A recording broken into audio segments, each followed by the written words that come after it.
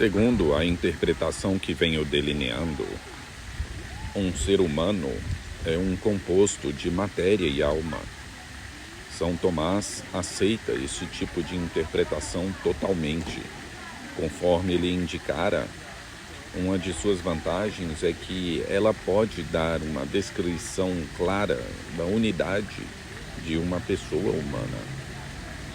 A despeito de seu apelo óbvio, a maioria dos pensadores do fim do século XIII e do começo do século XIV acreditava que essa interpretação direta da composição matéria-forma concordava mal com as exigências tanto da ortodoxia teológica quanto da experiência empírica.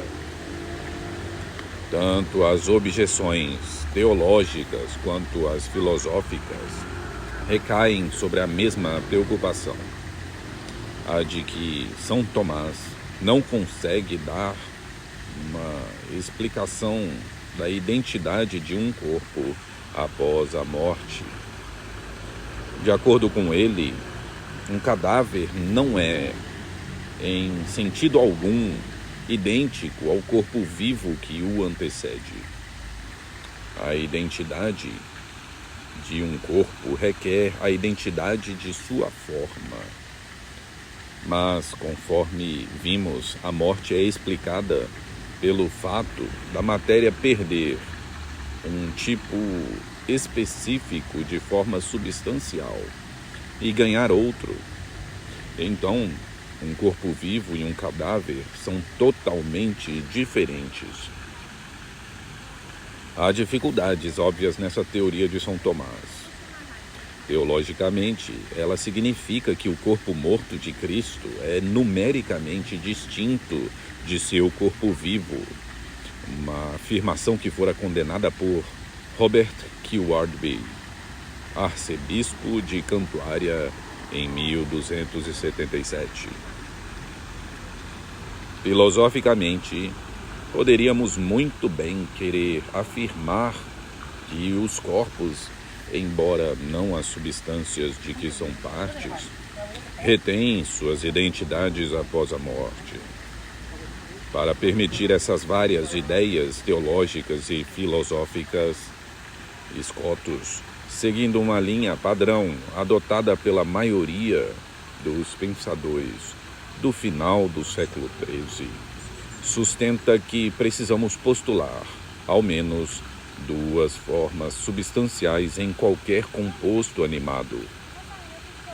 Uma forma corpórea, que explica a identidade do corpo e sua estrutura corpórea básica, e uma alma animadora, que explica o fato de que o corpo está vivo.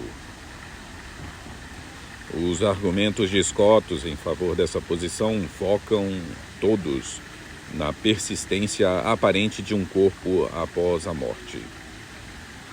A forma corpórea e a alma animadora têm de ser distintas, já que o corpo, inclusive a forma corpórea, persiste após a morte, ao passo que, por definição, a alma animadora não.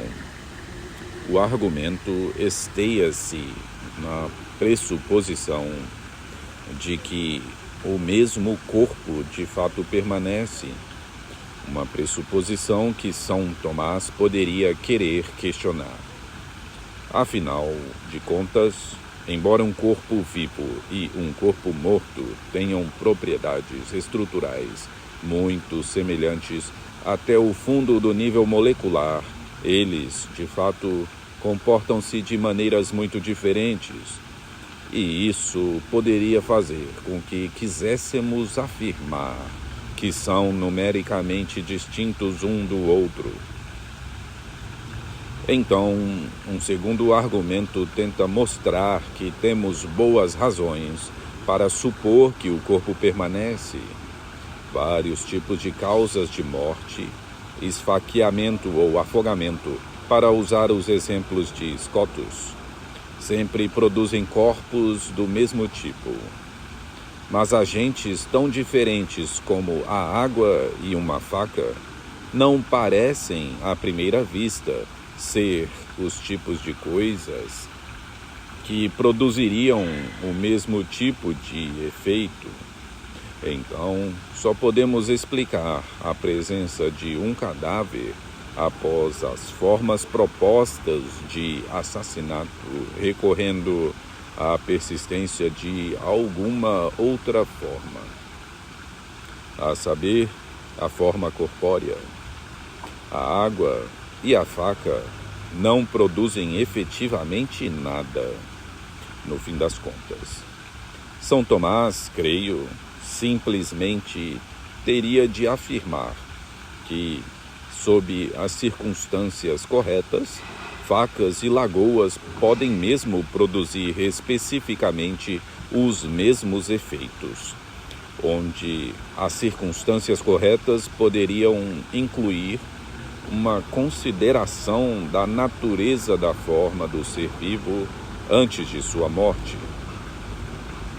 Esse tipo de concepção, de acordo com a qual há uma pluralidade de formas em um composto animado, torna mais difícil dar uma interpretação da unidade de um composto.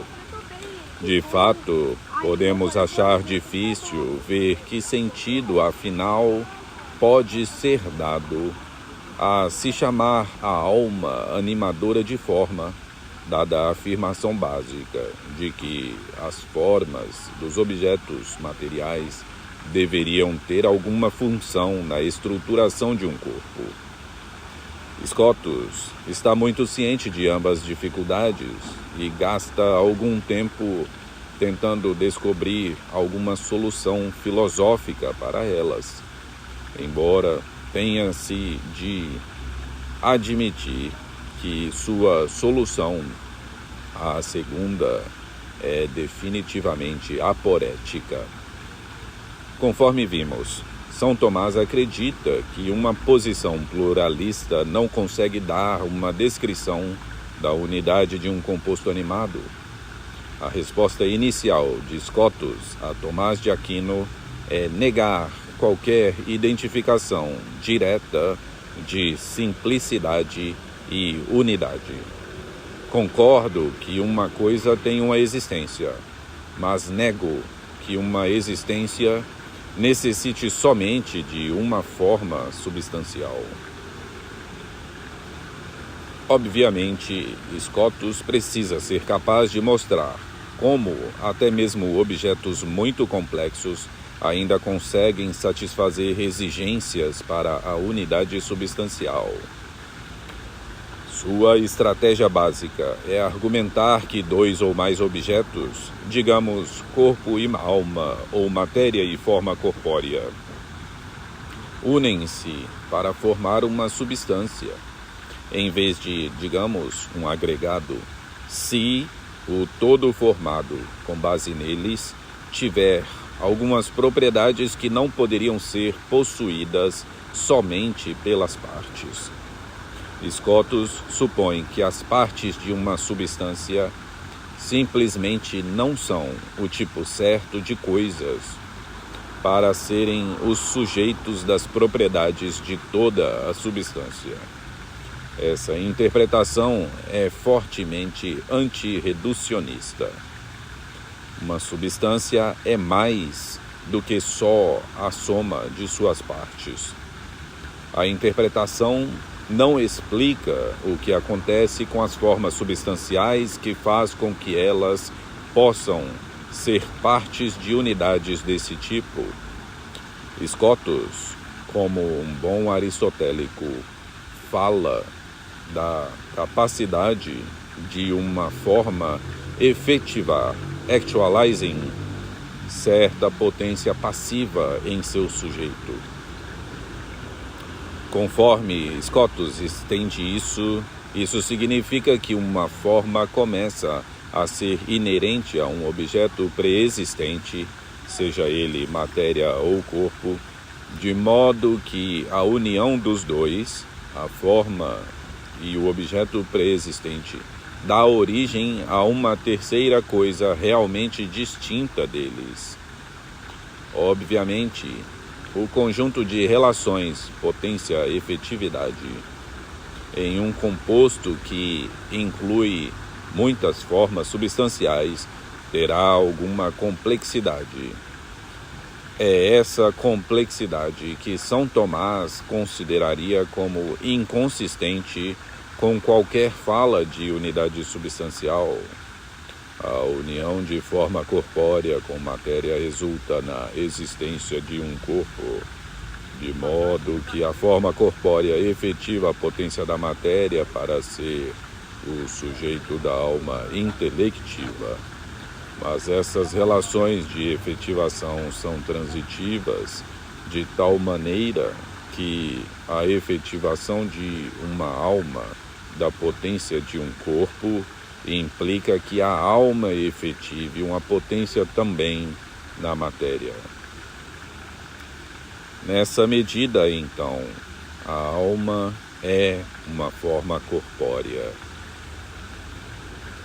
Dado que a presença das propriedades que poderiam não ser possuídas por qualquer das partes basta para a unidade substancial de um objeto composto, Scotus tem uma resposta suficiente a qualquer teoria de que a alma e o corpo são duas substâncias irredutíveis uma à outra, se ele conseguir mostrar que um ser humano tem algumas propriedades que não poderiam ser possuídas nem só pelo corpo, nem só pela alma.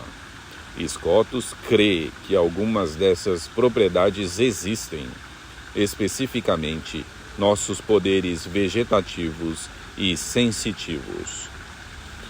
As operações naturais que consistem em agir e sofrer, por exemplo, operações sensórias, podem ser recebidas somente em algo composto de um órgão perfeitamente misturado e a alma, na medida em que tem potência perfectiva. Nenhum deles está presente no caso da suposição de um corpo morto por um anjo.